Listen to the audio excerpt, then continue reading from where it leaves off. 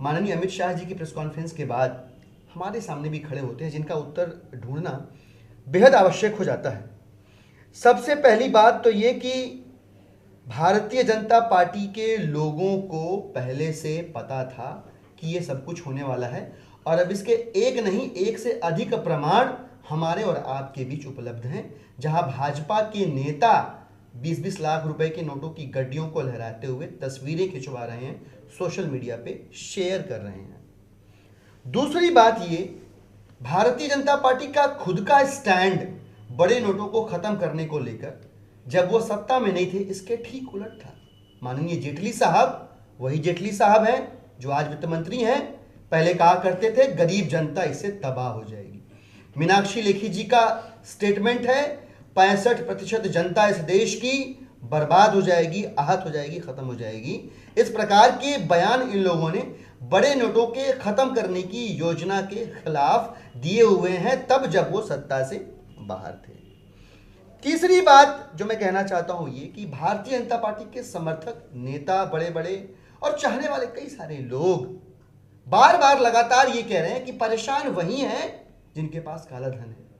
मैं उन सभी लोगों से हाथ जोड़ के गुजारिश करूंगा कि थोड़ी संवेदनशीलता दिखाइए, थोड़ी सी भावनात्मकता दिखाइए, इंसानियत दिखाइए थोड़ी सी।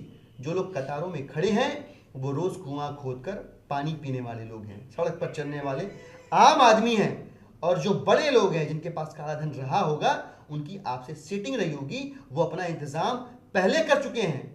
वो बेटा जो अपनी मां को कफन नहीं खरीद पाया, या वो बाप जो 1000 रुपए की वजह से अपनी बेटी को अस्पताल नहीं ले जा पाया क्योंकि पेट्रोल नहीं भर पाया गाड़ी में, या वो महिला जिसकी जिंदगी भर की कमाई का आप कोई वैल्यू नहीं रहा जिसने आत्महत्या कर ली कमरे के अंदर से, या वो महिला गोरखपुर के अंदर जो बैंक के बाहर ये सुनकर बेहोश हो गई कि उसके हाथों में पड़े नोट की अब कोई कीमत नहीं रही।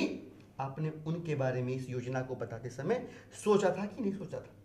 सोचना चाहिए था आपको। और हंसी आती है, दुख होता है, तकलीफ होती है कि आप कर क्या रहे हैं। 500 रुपए का नोट हटा के आप 500 रुपए का नोट फिर से लेके आएंगे, 1000 रुपए का नोट हटा के आप 1000 रुपए का नोट फिर से लेके आएंगे, और 2000 का नोट आप और लेकर आ गए हैं और दावा करते हैं कि बड़े करेंसी से जो ब्लैक मनी की होर्डिंग है वो बढ़ती है तो वो खत्म करने से ब्लैक मनी की होर्डिंग बच जाएगी। जनाब, आप ये ड्रामा, ये नोटंकी क्यों कर रहे हैं जब ये सारे डिनोमिनेशंस के नोट वापस आने वाले हैं बाजार में? तो कहीं ना कहीं शक पैदा होता है कि पवार या दुरप्पा और बादल जैसे आपके दोस्त कहीं इसी वजह से तो इस योजना की तारीफ नहीं कर रहे कि आपकी इनके साथ सेटिंग हो गई है, और इन जैसे तमाम लोगों के साथ आपकी सेटिंग हो गई है जो अपना इंतजाम कर चुके हैं, जो अपना काम कर चुके हैं।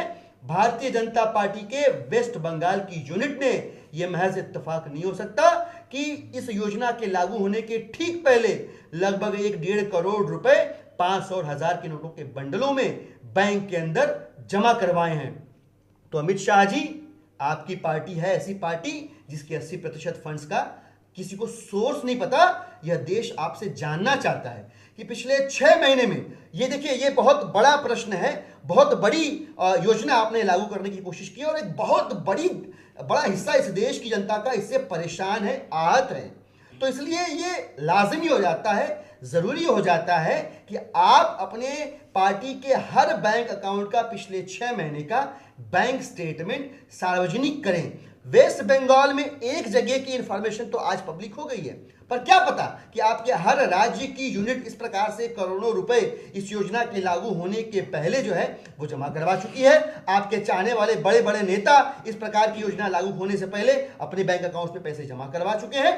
तो ये नेशनल इंटरेस्ट में होगा, इस देश के हित में होगा, लोग आपकी नीयत पर फिर सवाल नहीं उठा पाएंगे। इस लिहाज से जरूरी हो जाता है कि अपनी पार्टी के तमाम अकाउंट्स की पिछले 6 महीने की बैंक स्टेटमेंट सार्वजनिक करके आप सवाल करने वालों के मुंह पर तमाचा मारिए। ये बताइए कि आपकी नीयत साफ थी, और ये जो लोग कह रहे हैं कि आपकी पार्टी से जुड़े हुए लोगों के पास ये सूचना पहले से थी और उन्होंने अपने नोट इस योजना के लागू होने से पहले बदल लिए, उस शक और सुबह को पूर्ण विराम मिल जाए। हमारे गांव के 6 लोगों ने मिलकर रेप किया।